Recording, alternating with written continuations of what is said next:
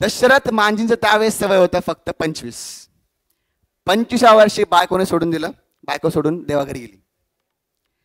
तर यावेळेस माणूस पूर्णपणे तुटतो मधून. तर त्या माणसाने विचार केला की नाही, मी तुटणार नाही, मी त्याला तोडेल ज्याने माझ्यापासून माझी बायको हिरावून घेतली. तर 1960 साली दशरथ मांजींनी हातोडी, कुदळ आणि छन्नी घेतली आणि त्या पहाडाला, त्या पर्वताला खोदायला निघाले. ज्यानी माझ्या बायकोचे प्राण घेतले मी त्यालाच फोडून काढणार. त्याचा एक डायलॉग आहे, जब तक तोडेंगे नाही तब तक छोडेंगे नाही. ओके. तर मित्रांनो 1960 पासून त्या माणसाने सुरुवात केली. 1970 झाला, 75 झाला, 80 झाला, 1982 साली त्या पहाडाचा पूर्ण त्याने असे पूर्ण 2 तुकडे करून टाकले. किती वर्ष? 22 इयर्स. 1960 ते 1982, 22 वर्ष सतत मेहनत केली त्या माणसाने. विचार करा, तुम्ही समजा लेट्स से गेले कुठेतरी आणि तुम्ही पहाड फोडायला लागले, तुम्हाला काय म्हणतील लोक? पागल म्हणतील, डोक्यावर पडलाय, येड लागलंय, घरच्या नाकल नाही. याच्या सगळ्या गोष्टी दशरथ मांजींना बोलल्या गेल्या. इवन करप्ट पॉलिटिशियननी त्यांच्यावर आळ घातला की बाबा तुम्ही दगड चोरी करताय. ज्या मोमेंटला पॉलिटिशियन दगड चोरून न्यायचे त्यांना जेलमध्ये टाकलं. अनगिनत यातना त्यांनी सहन केल्या. त्यांच्याकडे पैसे नव्हते, त्यांनी घर विकलं, शेती विकली, सगळं. पण त्यांचं एकच कमिटमेंट. काय कमिटमेंट आहे? जब तक तोडेंगे नाही तब तक छोडेंगे नाही. बरोबर आहे. तर मित्रांनो, एक साधारण व्यक्ती, साधारण गावचा, बिहारचा, जिथे जास्त एज्युकेशन नाही, एवढं कमिटमेंट दाखवू शकतो. तर आपल्याकडे काय बेटा? आपल्याकडे सगळ्या सुविधा आहेत. बरोबर आहे. दुसरं एक्झाम्पल, असंच अननोन एक्झाम्पल, मारवन अटापट्टू, एक क्रिकेट प्लेअर होता. कोणाला आठवते? श्रीलंकन क्रिकेट प्लेअर होता. बरोबर आहे. त्याची पण स्टोरी एकदम वाखण्याजोगी आहे. जवळपास एक 1990च्या काळामध्ये मारवन अटापट्टू डोमेस्टिक क्रिकेट, श्रीलंकेच्या डोमेस्टिक क्रिकेटमध्ये एकदम भयानक मोठं नाव होतं. वयाच्या 20व्या वर्षी त्याला नॅशनल टीम मध्ये कॉल अप झाला. त्यावेळेसची Sri Lanka team world cup winning होती. बरं मित्रांनो, आत्ताची श्रीलंका टीम आणि ती टीम म्हणजे जमीन आसमानचा फरक आहे. जशी सध्याला इंडिया टीम आहे तशी त्यावेळेस काय होती? श्रीलंका टीम होती. आणि त्या टीम मध्ये मारवन अटापट्टूला टेस्ट मध्ये कॉल अप आलं. 20व्या वर्षी सगळीकडे नाव झालं, घरचे खुश, सगळे खुश. भाऊ 20व्या वर्षी आपले गेले मॅच खेळायला. पहिला बॉल खेळला, दुसऱ्या बॉलला डकवर आउट झाले फर्स्ट इनिंग मध्ये. चला ठीक आहे, टेस्ट आपल्याकडे 2 इनिंग देते. दुसऱ्या इनिंगला आले, दुसऱ्या इनिंगला फर्स्ट बॉलला डक. दोन्ही इनिंग मध्ये डक करणारा पहिला श्रीलंकन प्लेअर हा बॅड रेकॉर्ड त्यांच्या नावावर झाला. ऑब्व्हियसली काय होणार आहे मग? टीम मध्ये त्याला ठेवतील का रे त्या प्लेअरला? नाही, टीम म्हणून त्याला बाहेर काढलं. 1.5 वर्ष तो माणूस टीमच्या बाहेर. तर या 1.5 वर्षात मारवन अटापट्टूने स्वतःवर एवढी मेहनत घेतली आणि डोमेस्टिक क्रिकेटमध्ये त्यांनी एवढी चांगली खेळ केल्यानंतर त्याला पुन्हा कॉलअप आला. पुन्हा पहिली मॅच, पहिल्या इनिंग मध्ये किती मारले त्यांनी? 0. Again duck. पुन्हा नेक्स्ट इनिंग आली. नेक्स्ट इनिंग मध्ये अंपायरच्या चुकीमुळे त्यांना 1 रन भेटला, नाही तिथे पण काय केलं असते? 0. तर किती डक गेले बेटा? इनिशियलचे 2 डक, इकडे पुन्हा 3रा डक आणि 4थ्या इनिंग मध्ये अंपायरच्या चुकीमुळे जाता जाता डक गेला. काय होईल मग? पुन्हा टीमच्या बाहेर गेले. सो टीमच्या बाहेर गेल्यानंतर पुन्हा किती वर्ष बाहेर गेले? यावेळेस 2 वर्ष बाहेर गेले. पुन्हा खेळी खेळली, मीडियामध्ये फुल एकदम क्रिटिसिझम. घरचे म्हणतात बेटा जाऊ दे, आपला बिझनेस आहे, चांगलं तिथं कर. पण नाही, मारवनची कमिटमेंट काय की मला श्रीलंकेसाठी कोणत्याही हालतीत क्रिकेट खेळायचं म्हणजे क्रिकेट खेळायचं आहेच. पुन्हा 2 वर्ष मेहनत घेतली, पुन्हा एवढी खतरनाक खेळी केली, पुन्हा नॅशनल टीम मध्ये कॉल अप झालं. आला पहिल्या इनिंग मध्ये पुन्हा 0. खोटं बोलत नाही, इट्स अ रिअल स्टोरी. पुन्हा 0 वर गेला. सेकंड इनिंग आली, पुन्हा काय? 0. इनिंग्स खेळला किती? 6. रन किती? 1. कोणा चुकीमुळे? अंपायरमुळे. आणि डक्स किती? 5. तर अशा प्लेअरला तुम्ही स्वतः सांगा, तुम्ही स्वतः टीममध्ये ठेवताल बेटा? पुन्हा टीम मधून बाहेर काढलं. आता असं झालं की बाबा याचे डोर सगळे संपले. घरच्यांनी रिक्वेस्ट केली सोडून दे, आता तुझ्याने होणार नाही, आपला बिझनेस चांगला आहे, आपण चांगल्या खानदानातले आहात, सोडून दे, आपली उगीच बदनामी जास्त होतीये. पण नाही, मारवन थांबला नाही. आता यावेळेस पहिल्या वेळेस 1.5 वर्ष टीमच्या बाहेर, नंतर 2 वर्ष, आता यावेळेस 3 वर्ष टीमच्या बाहेर. मित्रांनो विचार करा, आजकाल आपण असं ऐकतो JEE नीट एक्झाम मध्ये जर आपले रिझल्ट कमी आला तर मुलं सुसाईड करतात. बरोबर की नाही? ऐकलं तुम्ही? 25-25 मालाच्या फ्लोअरवरून उडी मारतात. का? फक्त एक फेल्युअर आलं तर. तर विचार करा, मारवनच्या आयुष्यामध्ये एवढी चांगली खेळ करून पुन्हा दरवेळेस अपयश, दरवेळेस अपयश, दरवेळेस अपयश. त्या माणसाने काय करायला पाहिजे होतं? हा, he should have suicide thrice. But 3 वर्षानंतर तो पुन्हा आला, पण यावेळेस मात्र पहिल्या इनिंग मध्ये 50, दुसऱ्या इनिंग मध्ये 100. आणि he went on to become the captain of the very own team that discarded हिम.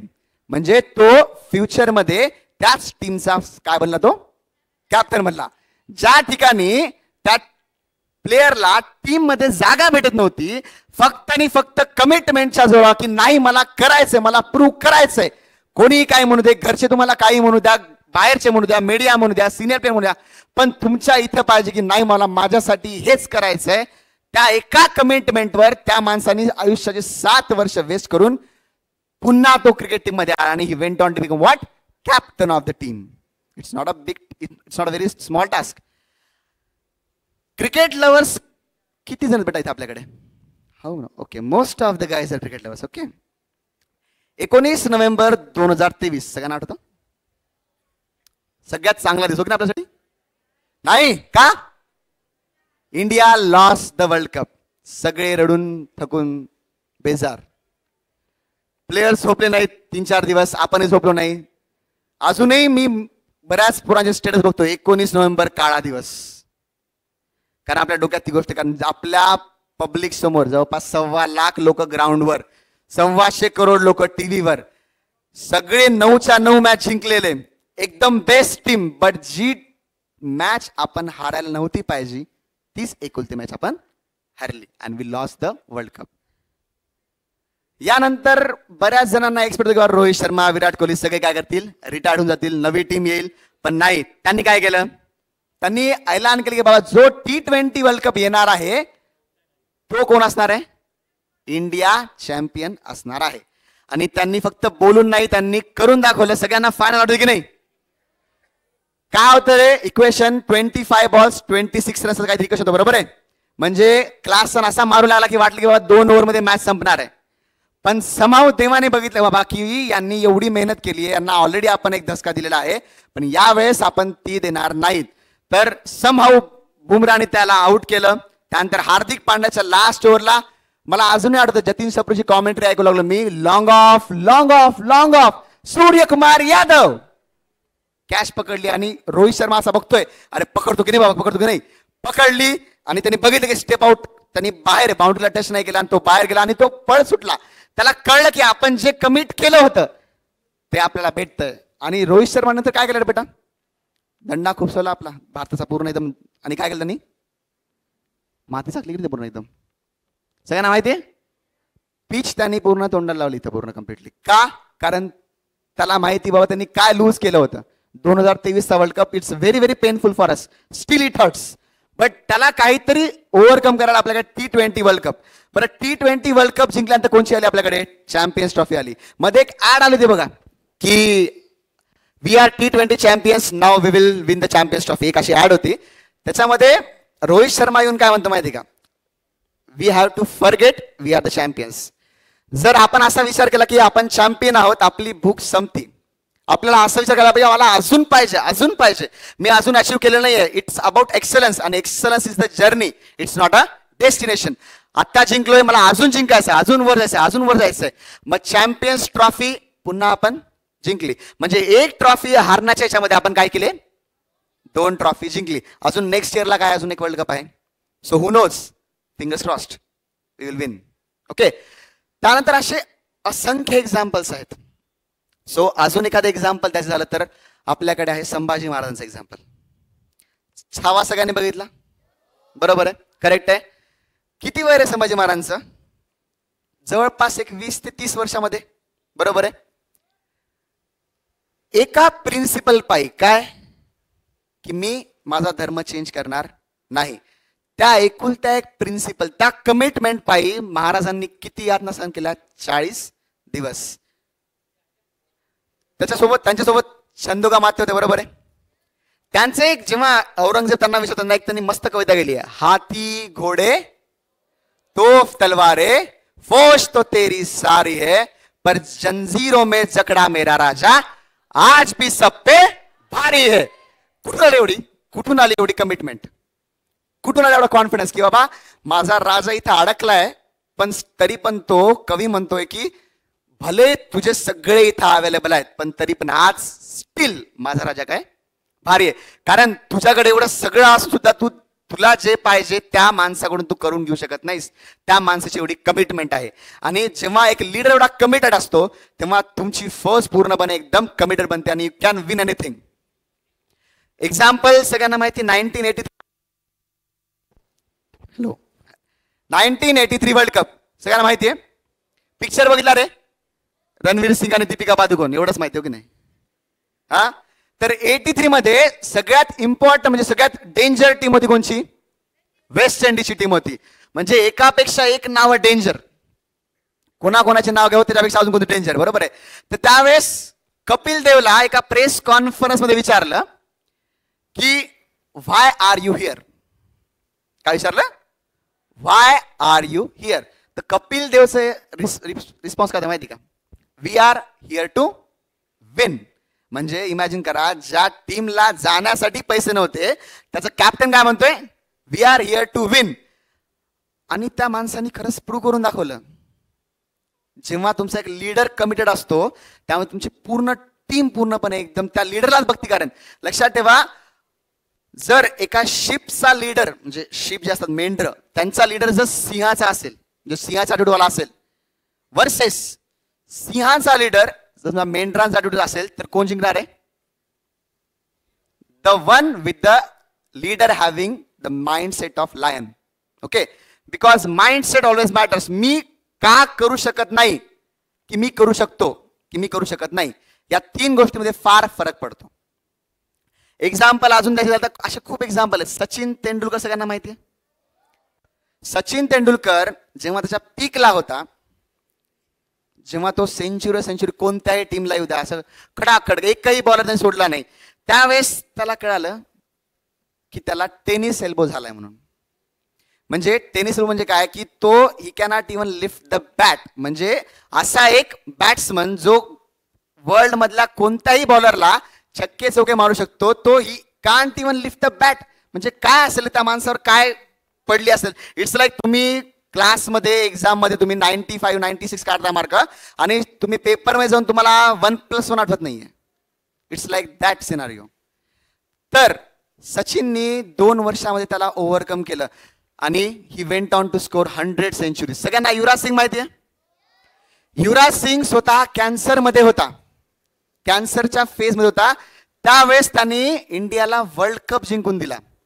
नंतर त्यांनी कोणाला सांगितलं पण नाही की मला कॅन्सर झालाय म्हणून. वर्ल्ड कप जिंकल्यानंतर कळलं लोकांना की कॅन्सर झालाय. त्यांनी केमोथेरपी घेतली, पुन्हा रिटर्न आला. लोकांना वाटलं की आता युवराज सिंग संपला, बट नाही.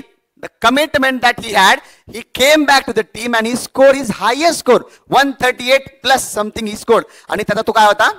हायेस्ट स्कोर त्याच्या पूर्ण करिअर मधला. रिसेंट एक्झाम्पल आपल्याला ऋषभ पंत आहे. कार ऍक्सिडेंट मध्ये जीव जाता जाता वाचला, चालता येत नव्हतं. विकेट किपरचं काम फुर्तीचं काम असतं, एकदम पटकन पाहिजे क्विक मध्ये.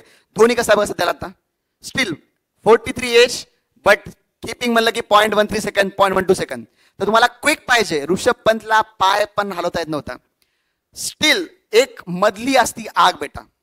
तुम्हाला माहिती का, कमिटमेंट एक असं डीप डार्क फॉरेस्ट तुमच्या समोर आहे. तुम्हाला मध्ये किती मध्ये जायचं हे माहित नाहीये. मध्ये एक पण प्रकाश तुम्हाला भेटणार नाही. फक्त प्रकाश तुमचा कोणता आहे? इंटरनल. तुम्ही मध्ये गेलात, तुम्हाला फक्त स्वतःवर भरोसा पाहिजे, वरच्यावर भरोसा पाहिजे की बाबा मी जे करतोय ते करेक्ट करतोय. आणि तुम्ही चालत राहायचं. तुम्ही चालता चालता काही ना काही तुम्हाला लोक भेटणार आणि एक कारवानी गेला आणि तुम्ही यशस्वी व्हाल. तर हे झालं ज्यांना ऑलरेडी काहीतरी करायचं आहे, ज्यांचं ऑलरेडी. किती जणांना असं अजून माहित नाही रे, मला अजून फक्त लाईफ एन्जॉय करायची. इंस्टाग्राम, स्नॅपचॅट, युट्यूब व्हिडिओज, असे बरेच सारे विद्यार्थी हात वर कोणीच करणार नाही, मला माहिती आहे, मी विचारणार पण नाही.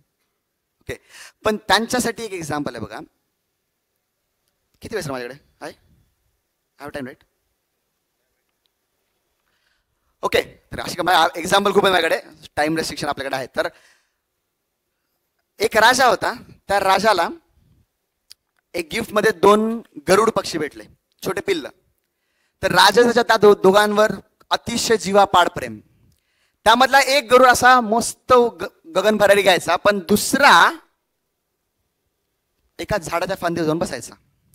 राजाने खूप प्रयत्न केले पण ही कुडंट, म्हणजे त्यांनी खूप प्रयत्न केले पण तो पक्षी उडायलाच तयार नाही. मग शेवटी त्यांनी हारून काय केलं की गावात दवंडी पिटवली की जो कोणी या पक्षाला उडवेल आकाशामध्ये त्याला माझ्याकडून सोन्याची मोहर. आता सोन्याची मोहर म्हणलं की सगळेच हौशे नवशे गवशे आले. सगळ्यांनी ट्राय केलं पण तो काही पक्षी उडायला तयार नाही. तर त्यानंतर संध्याकाळी एक थकलेला शेतकरी आला, म्हातारा बिचारा एकदम पूर्ण घाम गाळलेला पूर्ण आला आणि तो म्हणला की राजा मी ट्राय करू का? तर राजेंद्र असं बघितलं, तू काय करणार, एवढे दरबारी एवढे सगळे हुशार माणसांनी ट्राय केलं पण तो उडला नाही, पण जा ट्राय तर करून बघ काय येते. तर गेला 10-15 मिनिटांनंतर आला, तो पक्षी वर उडाला. तो शेतकरी म्हणला की राजा बघा ते 2 पक्षी आकाशात उडत आहेत. तर कोणी सांगेल रे मला की काय त्यांनी केलं असेल रे बेटा, what he might have done, की जेणेकरून तो पक्षी आकाशात उडला पुन्हा. दुसरा पक्षी आणला नाही, पहिले सांगायला मी. तो म्हणताल की त्यांनी स्वतःहून दुसरा पक्षी आणला आणि तो उडवला आकाशामध्ये. So what he might have done? Anyone? No? तर मित्रांनो एकच काम केलं, ज्या फांदीवर तो पक्षी बसायचा शेतकऱ्याने काय केलं, ती फांदीच कापून टाकली. मग आता पक्षी बसणार कुठे? सो पक्षी उडाला वर. सो मित्रांनो सांगायचं तात्पर्य असं आहे की तुमच्याकडे बॅगेज आहे, तुमचं इंस्टाग्राम स्नॅपचॅट हे तुम्हाला काय करतंय, मागे रोखून धरतंय. तुम्ही अतिशय ब्रिलियंट आहात, तुम्हाला माहिती नाही तुमची किती कॅपॅबिलिटी आहे ते. यू नेव्हर नो, एखादा साधा माणूस पण फार मोठा व्यक्ती बनू शकतो. We have so many examples. आपले पंतप्रधान नरेंद्र मोदी काय होते पहिले? चायवाले.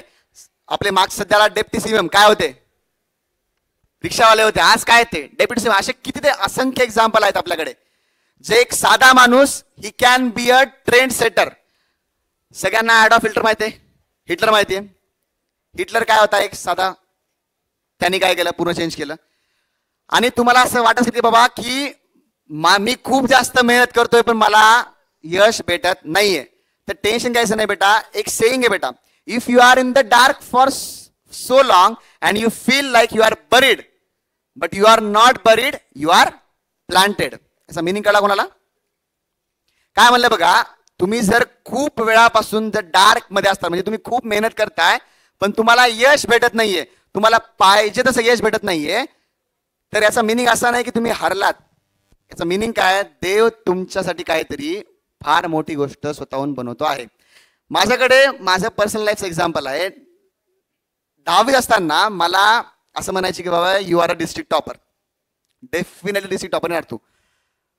मी पण थोडासा कॉन्फिडन्स होता, चला आपला पेपर खूप छान गेलेत, पण रिझल्ट लागला, I was not even a school topper. Me second आलो स्कूलमध्ये. तर जे आपले असे मित्र असतात बघा, अरे तू तर डिस्ट्रिक्ट टॉपर आहे की काय झालं, यू आर सेकंड नाव.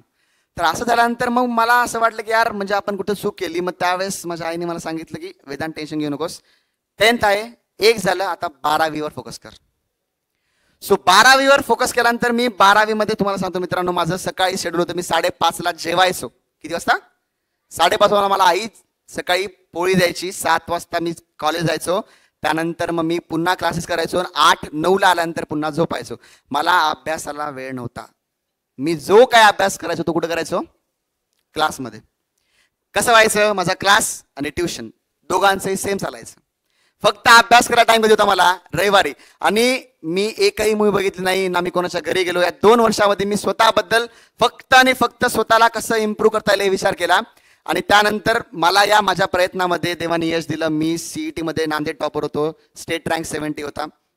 या सगळ्या गोष्टी दिल्या.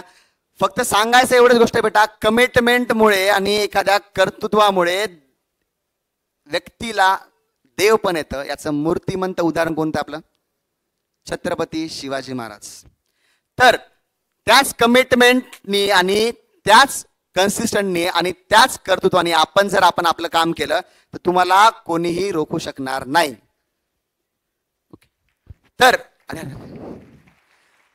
तर मला शेवटचा क्वेश्चन भेटा तुमच्यासाठी की आर यू गाईज इंटरेस्टेड और आर यू गाईज कमिटेड?